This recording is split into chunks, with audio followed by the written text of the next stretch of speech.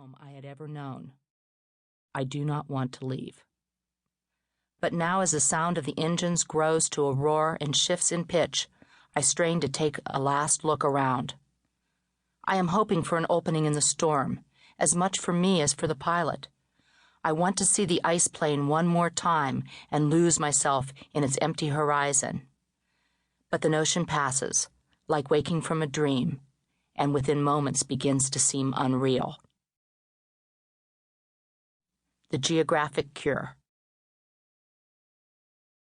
If this story is to begin anywhere, it should begin in the night. I have always been a night person. When the sun goes down, my spirits rise. I am more alert, quicker, more in tune with the rhythms of the world. There are many nights to choose from, but one comes to mind now. In the emergency room at a hospital in Cleveland, Ohio, 2 months before I went to the ice.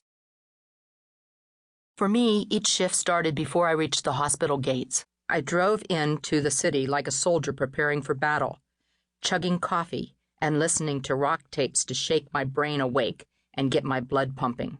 Dangerous Minds, Queen, we will rock you. As I passed the ambulances and police cruisers parked at the back entrance, I felt an enormous energy and dread. The automatic doors slid open with a sucking sound, and I was pulled into the ER like a swimmer in a riptide. Oh, dear God, let everything go right tonight. I navigated my way through anxious families huddled in the hallway, past the rows of injured people immobilized on backboards, the sick on stretchers, some crying out for help. By now I was on. It's showtime. I had to be composed, acutely aware, and ready to think on my feet, no matter how little sleep I'd had the day before, what had happened at home before leaving for work, how I felt. As I walked into the nurses' station, I arrived in the safe zone of EMTs, emergency medical technicians, nurses, X-ray techs, and lab techs.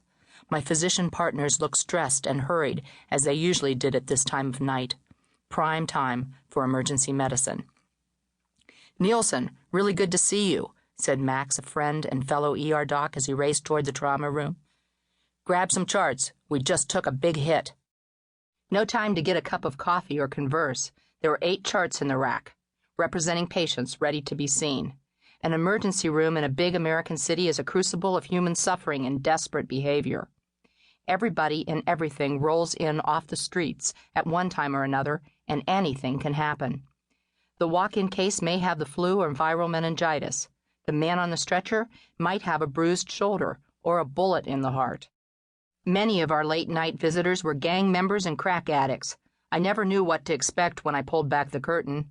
Once when I was pregnant, a man pulled a knife while I cut off his leather jacket with trauma scissors. I was only saved by a savvy ER nurse, a former medic with 2 tours in Vietnam. He saw the knife coming toward my ribs and threw me out of the way, into a wall, before I even knew what was happening. I should say here that I'm only 5'3", but no one has ever thought of me as small. It was a lesson I always taught my female interns. Doctors are not short. Doctors have no gender. Doctors are in control, or at least you have to seem that way, as a patient's world spins into chaos. Through it all, you have to wear a face that shows no judgment, no revulsion, only empathy and calm. After a while, it becomes second nature. This night, the first few cases were routine. I talked with them, examined them, and dispositioned them, deciding if they went to intensive care, critical care, surgery, or home. The stroke victim would go to the ICU. The child with abdominal pain was sent directly to surgery for an appendectomy. The man with a fractured ankle was splinted and then released home in the care of an orthopedist. There were multiple heart attacks, overdoses, and a cancer patient with acute pneumonia. A woman walked into the waiting room with 2 black eyes and a gash on her forehead that clearly needed stitches. She told the triage nurse that she had fallen down. After treating her wounds, I referred her to a domestic violence counselor. Before long, I had 20 cases in my head, in orbit, as we say. It was what I was trained to do, and I settled into the night's tempo. Still, it seemed there was never enough time to spend with my patients. The object of